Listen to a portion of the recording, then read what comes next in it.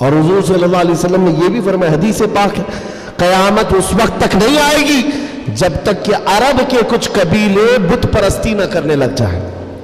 عرب میں ہوگا ہی، عرب میں بت پرستی ہونے لگ جائے گی، مشرکین وہاں پیدا ہو جائیں گے۔ یہ حدیث میں 1400 سال پہلے میرے آقا نے فرمایا۔ تو تم کبھی ان کو جبے کبوں میں دیکھ کر، پوجا پاٹ کو دیکھ کر یہ مت سمجھنا اسلام فلیکسیبل ہے، اسلام میں سب کچھ ہو سکتا ہے۔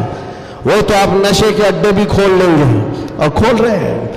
شراب پر سے پابندی ہٹا کر کے سعودی عرب میں اب شراب بیچنے پر بھی بات آ گئی، عورتوں کا حجاب ختم ہے، مشرکین کا داخلہ ممنوع تھا، لیکن اب مدینہ رسول میں بھی مشرکین کا آنا اور اس کی اجازت دے دی گئی ہے۔ یہ ساری قیامت کے قریب کے حالات جو حضور نے پہلے بیان فرمائے۔ میرے آقا نے فرمایا ہے یہ عرب اس برائی کی طرف جا رہے ہیں جو ان کو جہنم میں لے جانے والی ہے، اور قیامت سے پہلے یہ ہوگا، لیکن ان کے یہ سارے کارنامے ہمارے لیے دلیل نہیں ہے۔ حرم مکہ کا امام کیا کرتا ہے یہ ہمارے لیے دلیل نہیں، صدیق اکبر کیا کہتا تھا وہ ہمارے لیے دلیل ہے، فاروق اعظم کیا کہتا تھا وہ دلیل ہے، عثمان غنی اور حیدر کرار کیا کہتے تھے وہ دلیل ہے۔ یہ بکے ہوئے لوگ اگر منبر پر چڑھ گئے تو ان کے خد و خال دیکھ کر کے تم مت بگڑ جانا۔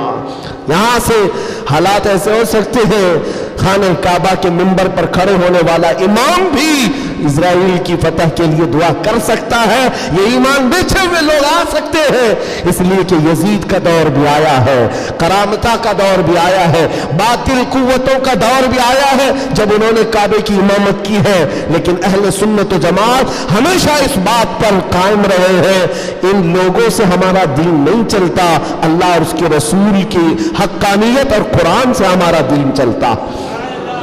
اور ایک بات آخری، اسلام اپنا دفاع خود کرتا ہے، اسلام اپنا ڈیفینس خود کرتا ہے۔ کفار و مشرکین کو اگر یہ لگتا ہے کہ مسلمان سوئے ہوئے اسلام کا کچھ بھی کر لیں گے، یہ ناممکن ہے، پاسبل نہیں۔ ہم جیسے کروڑوں بھی سو گئے تب بھی اسلام قائم رہے گا۔ اسلام اپنا ڈیفنس خود کرتا ہے، کیوں؟ اس لیے کہ یہ انسانوں کا بنایا ہوا دین نہیں ہے، خلاق کائنات کا دین ہے۔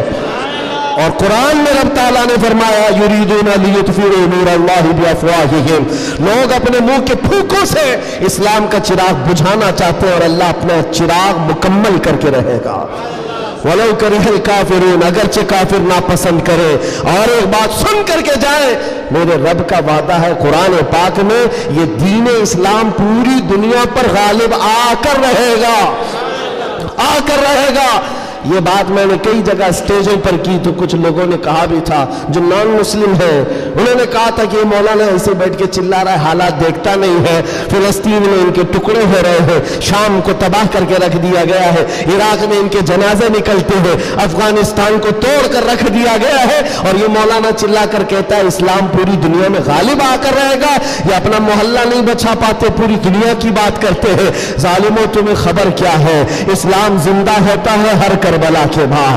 تاریخ یہ بتاتی ہے اگر اسلام کو ختم ہونا ہوتا رسول اللہ کے نواسی کی شہادت کے بعد ختم ہو جاتا، علی اصغر علی اکبر کی شہادت پر ختم ہوتا، جب رسول اللہ کے گھرانے کی شہادت پر اسلام نہیں رکا، ہمارے ہزاروں کے قتل پر کبھی اسلام نہیں رک سکتا۔